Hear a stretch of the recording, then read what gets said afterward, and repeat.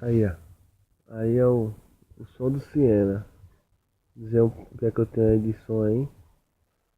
Que é um banda de 800, 4 canais. Que eu uso nas cornetas e nos tweets.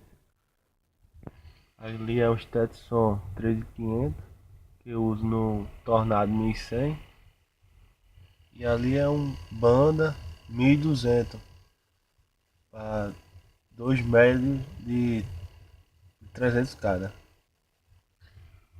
Aqui está o processador, um voltímetro.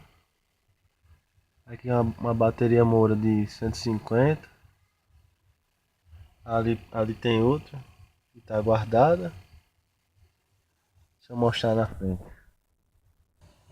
Aqui tem duas 405, dois tweets.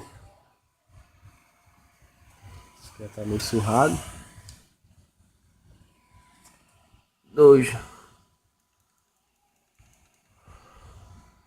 Dois médios e o Tornado.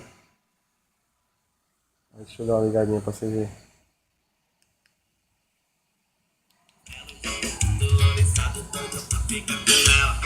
Aí, lá vai Paulo Melo. Aí, deixa o som do pra tocar. Deixa o som do pra tocar.